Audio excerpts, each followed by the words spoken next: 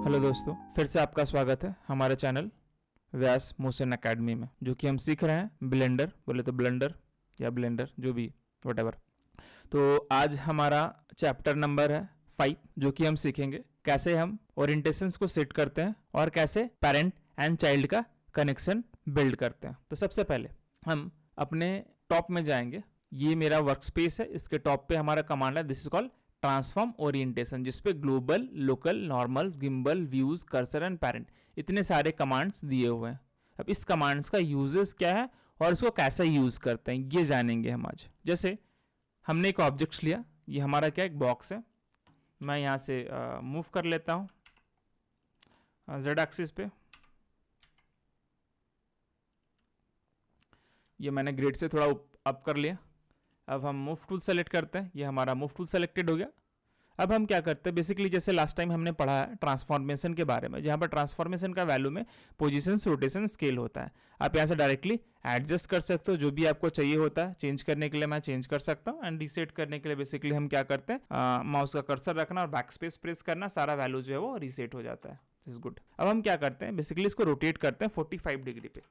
जैसे मैंने 45 डिग्री पे ये रोटेट किया, ऑब्जेक्ट्स को थोड़ा अप कर लेते हैं ग्रिड के ऊपर। अब आप देख सकते हो नॉर्मली ये रोटेट करने के बाद डायरेक्टली ये स्ट्रेट मूव हो रहा है। ओके, क्यों स्ट्रेट मूव हो रहा है? क्योंकि हमारा जो ये ओरिएंटेशन है वो किस पे सेट है, दिस इज कॉल्ड ग्लोबल। जैसे मैं इसको चेंज करूंगा यहाँ से, दिस इज कॉल्ड लोकल, तो ऑटोमेटिक क्या हो गया, हमारा डायरेक्शन जो है गिज्मो का वो चेंज हो जाता है। बेसिकली ये क्यों चेंज होता है, क्योंकि जब जैसे हम रोटेट करते हैं, बेसिकली रोटेट करने के बाद हमारा जो ये जो वैल्यू है रोटेशन का वो 45 डिग्री पे चला गया। ऑब्जेक्ट का रोटेशन जो है वो चेंज हो गया। चेंज होने के बाद अब ये जो ऑब्जेक्ट का रोटेशन है, क्योंकि मैंने यहाँ पर क्या ग्लोबल, ग्लोबल मतलब जो वर्ल्ड है, मतलब जो आप देख रहे हो ब्लेंडर का जो एक प्रॉपर वर्क स्पेस एरिया है, जिसमें अलग अलग डायरेक्शंस के बेस पे काम करता है। लाइक ग्लोबल डायरेक्शंस हो गया, लोकल, लोकल मतलब जो ऑब्जेक्ट्स का जो शेप है, ऑब्जेक्ट का डायरेक्शन जिस बेसिस पे, उस बेसिस पे हमारा क्या हो गया, ये जो इसको क्या बोलते हैं गिज्मो, वो सेट हो जाता है। अब नॉर्मली ग्लोबल पे करोगे तो ये सिंपल सा स्ट्रेट रहेगा, आप किसी डिग्री पे भी ये चेंज करो, ये चेंज नहीं होता है।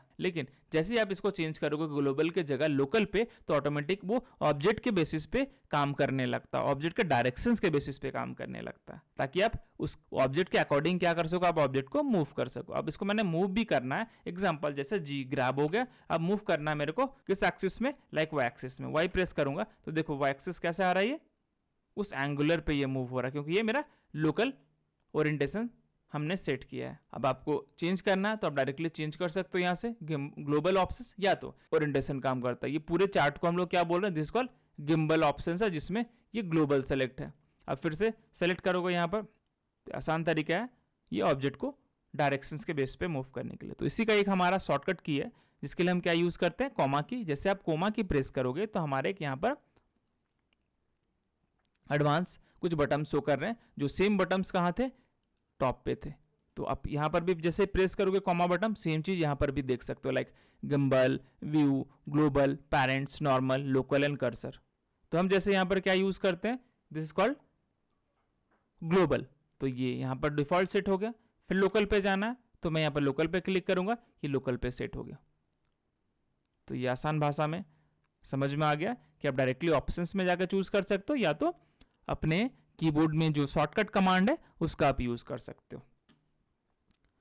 अब आगे हम जानेंगे, जैसे हमने ये ऑब्जेक्ट ले लिया, अब क्या होगा कि ये मेरा सेट हो गया। अब मैं इस वैल्यू को रीसेट करना चाहता हूँ। एक्चुअली क्या होता है कि जब हम कोई ऑब्जेक्ट्स को लिए हैं और उसका वैल्यू चेंज हो गया, जिसके अकॉर्डिंग हमारा क्या हो रहा है, ये जो टूल है उस रोटेशन के अकॉर्डिंग काम कर रहा है। जैसे मैं इसको 0 कर देता हूँ तो फिर से वो नॉर्मल पोजीशंस पे आ गया। या तो इसको रीसेट करने के लिए आप यहाँ पे जा सकते हो, गो टू ऑब्जेक्ट ऑप्शन है, ऑब्जेक्ट में यहाँ पर ऑप्शन है क्लियर। क्लियर का मतलब ये होता है जैसे मैं वैल्यू को क्लियर करना चाहता हूँ, लाइक लोकेशन को, तो ये अपने सेंटर पॉइंट पे आ गया। सेम ऑब्जेक्ट में चले जाते हैं, यहाँ पर ऑप्शंस क्लियर पे जाते हैं, रोटेशन को, रोटेशन क्लियर हो गया। फिर मैं सेम ऑप्शन सेम चला जाता हूँ, क्लियर एंड स्केल, तो सारा वैल्यू क्या हो गया, दिस इज कॉल्ड 0। लेकिन तो हमें यहाँ नहीं जाना, हमें क्या करना है, ऑब्जेक्ट के पोजिशंस सेम जगह पे हो, रोटेशन भी सेम डायरेक्शन पे हो, लेकिन हमें क्या चाहिए, अपने जो ट्रांसफॉर्मेशन के जो मैंने वैल्यू को चेंज किया उस वैल्यू को रीसेट करना, ना कि ऑब्जेक्ट को रीसेट करना। तो आपको क्या करना है, सबसे पहले आपको चले जाना ऑब्जेक्ट मेनू में। जैसे ही आप ऑब्जेक्ट मेनू पे चले जाओगे तो यहाँ पर ऑप्शन है दिस इज कॉल्ड अप्लाई। इसमें भी सेम चीज़ आप देख रहे हो, location, rotation, scale, all transformation, rotation and scale. अब हमें क्या करना, ओनली मैंने क्या चेंज किया था, रोटेशंस का वैल्यू चेंज किया था जिसका वैल्यू है 22। मैं चाहता हूं कि मेरा ऑब्जेक्ट का पोजीशन सेम रहे और वैल्यू मेरा 0 हो जाए। तो उसके लिए आपको क्या करना है, ऑब्जेक्ट कमांड पे जाना है, यहाँ पर ऑप्शंस मिलेगा आपको अप्लाई कमांड, और यहाँ से हम चूज करेंगे रोटेशन। अब देख सकते हो क्या हो गया, वैल्यू हो गया रोटेशंस का 0। और मेरा ये जो लोकल पे भी क्या हो गया ऑटोमेटिक, जो ग्लोबल पे भी जिस डायरेक्शन पे शो कर रहा है, लोकल पे भी सेम डायरेक्शन पे काम कर रहा है, क्योंकि हमने क्या किया, जो मेरा वैल्यू था उस वैल्यू को हमने रीसेट कर दिया 000 पे। जैसे आप 00 सेट कर दोगे तो ऑटोमेटिक हमारा जो लोकल डायरेक्शन है वो वर्ल्ड के अकॉर्डिंग आ जाए, क्योंकि जो मेरा ऑब्जेक्ट का वैल्यू है वो हो गया रीसेट। इसी सेम चीज़ को अगर मैं किसी और ऑब्जेक्ट में अप्लाई करता हूँ, जस्ट एग्जाम्पल, मैं इस ऑब्जेक्ट को पहले डिलीट करता हूँ, सेलेक्ट एंड कीबोर्ड में डिलीट। हम नया ऑब्जेक्ट क्रिएट करते हैं, मेस में चले जाते हैं, यहाँ पर ऑप्शन है दिस इज कॉल्ड मंकी। अब मैं मंकी को सेट करता हूँ, तो कीबोर्ड में आप यहाँ पर प्रेस कर सकते हो, 3 प्रेस किया मैंने, तो नॉर्मली कौन सा व्यू आएगा, this is called right orthographic view. अब मैं इसके पोजीशंस को सेट किया, अब मैं इसको डिफॉल्ट रोटेशन को भी सेट करता हूँ। मंकी लिया, अब इस मंकी को हमें क्या करना है, रोटेशन करना। तो रोटेशन करने के लिए क्या करते हैं, एक रोटेट टूल भी आप ले सकते हो। तो देख सकते हो कि ग्रीन वाला जो है फ्रंट की ओर रोटेट करने के लिए वो एक्सिस है, रेड वाला हमारा एक्स एक्सिस है, और ब्लू वाला ये जो देख रहे हो ये जेड एक्सिस है। तो हमें रेड एक्सिस में करना है, तो जो रेड एक्सिस है उसको सेलेक्ट करना। तो रेड एक्सिस इस साइड से रोटेट होगा, तो दिस इज कॉल्ड एक्स की ना, सॉरी ये रोटेशन है किस पे है, रेड वाला एक्स की पे, तो हम एक्स पे क्लिक करेंगे। तो आर फॉर रोटेशन और एक्स फॉर रोटेशन। ये रोटेट हो गया प्रॉपर। एंड मूव टूल ले लेते हैं ग्रैब की, एंड इसको थोड़ा ग्रैब कर देता हूँ। फिर से रोटेशन करते हैं, या तो नॉर्मल आप यहाँ से भी रोटेट कर सकते हो, कोई इशू नहीं है। ये हो गया रोटेट, क्लियर।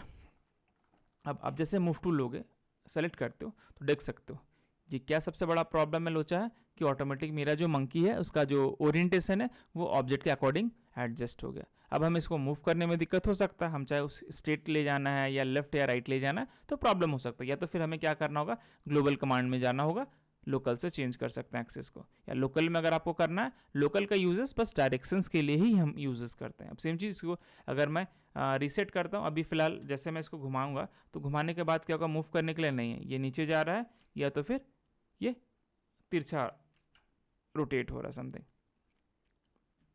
तो अब हम क्या करेंगे, सेम कमांड जैसे मैंने बताया था, गो टू ऑब्जेक्ट, ऑब्जेक्ट में जाने के बाद ऑप्शन से दिस कॉल अप्लाई, अप्लाई में जाने के बाद यहाँ पर ऑप्शन क्या, दिस इज कॉल्ड रोटेशन, तो वैल्यू के 0। अब देखो आराम से अकॉर्डिंग टूल्स के अकॉर्डिंग ये काम कर रहा है, वर्ल्ड के अकॉर्डिंग प्रॉपर। तो आज का हमारा ये topic global and local command आपका क्लियर हो चुका होगा, मुझे जहाँ तक समझ में आ रहा है, क्योंकि मैंने इतने सिंपल भाषा में आपको बताया है कि किसी को भी समझ में आ जाए। नेक्स्ट हम आते हैं पेरेंट और चाइल्ड रिलेशंस के बारे में। पेरेंट एंड चाइल्ड का मतलब क्या होता है, जैसे अदर सॉफ्टवेयर पे भी अगर आप पढ़े होगे, जैसे एग्जांपल फोटोशॉप आप ले लो, अगर थोड़ा बहुत किसी ने कभी माया सीखा होगा, या कोई भी एप्लीकेशन जो है, चाहे वो आफ्टर इफेक्ट हो, खास करके आफ्टर इफेक्ट में भी ये पेरेंट एंड चाइल्ड का ये कॉन्सेप्ट है। 3D माया में भी यूज़ करूँगा, उसमें भी ये सिंपल सा कॉन्सेप्ट है, और ब्लेंडर में ऑलरेडी दिया हुआ है ये कॉन्सेप्ट पेरेंट एंड चाइल्ड का ऑप्शन।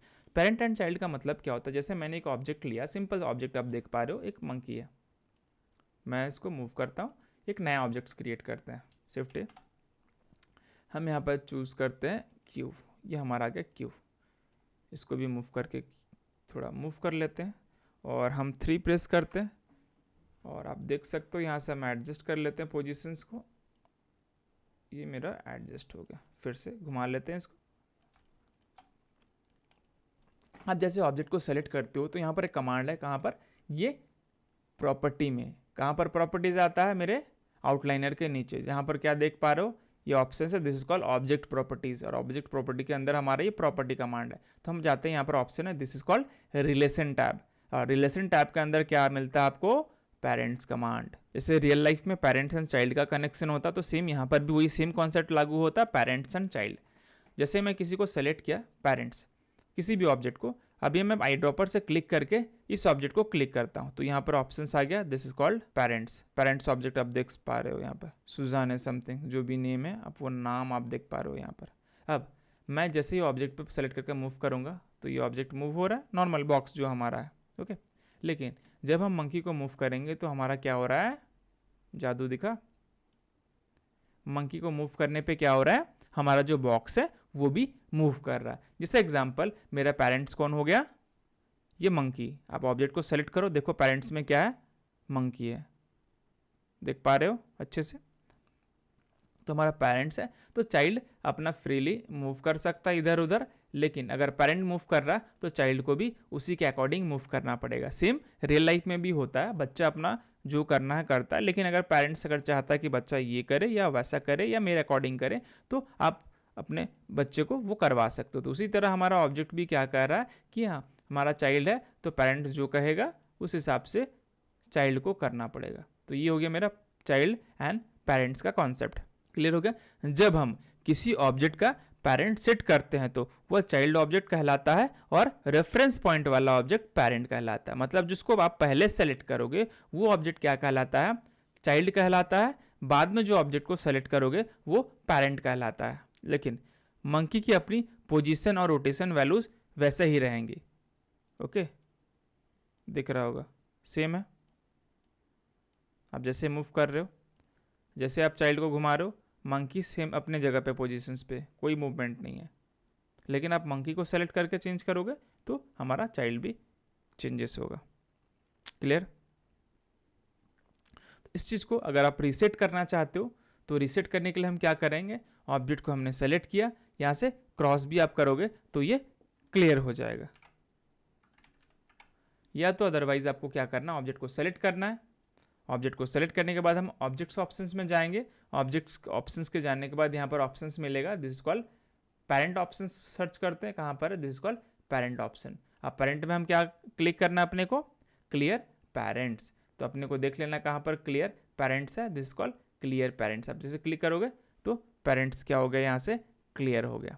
आप डायरेक्टली कमांड्स में जाके भी, ये प्रॉपर्टीज़ में भी जाके डिस्कनेक्ट कर सकते हो, या तो फिर ऑब्जेक्ट कमांड पे जाके आप पेरेंट्स कमांड्स पे जाओगे एंड यहाँ पर क्लियर पेरेंट्स कमांड्स को आपको क्लिक करना, जिसका शॉर्ट की है अल्ट पी, देख पा रहे हो यहाँ पर आप। सेम चीज़, अगर सेम चीज़ को मैं फिर से रिपीट करूँगा, फिलहाल मैं ऑब्जेक्ट को सेलेक्ट करके फिर इसको पेरेंट बना देता हूँ, तो ये मेरा चाइल्ड हो गया और ये मेरा पेरेंट हो गया, दिस कूल।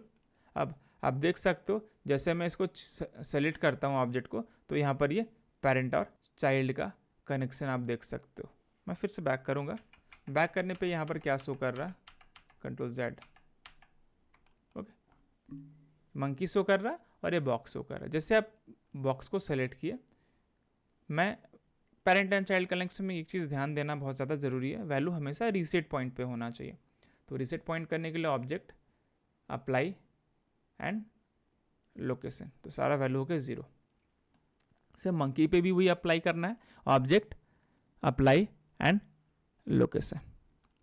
अब आप ऑब्जेक्ट को सेलेक्ट करो, पेरेंट्स पे क्लिक करो, तो ये मेरा पेरेंट्स हो गया। आप ये देख पाए ये ऑब्जेक्ट मूव नहीं हुआ, इसका पोजीशन सेम उसी जगह पे है जहाँ पर पहले था, लेकिन जब इसका वैल्यू चेंजेस था ट्रांसफॉर्मेशन, तब हम पेरेंट्स एंड चाइल्ड कनेक्शंस कर रहे थे, तो बॉक्स का पोजीशन ऑटोमेटिक क्या हो जा रहा था, चेंज हो जा रहा था। इसलिए मैंने बोला कभी भी हम ये पेरेंट चाइल्ड कनेक्शंस करते हैं तो हमेशा जो ट्रांसफॉर्मेशन का वैल्यू है, like rotation, movement and scale, उसका वैल्यू जो है हमेशा 0 पे सेट होना चाहिए।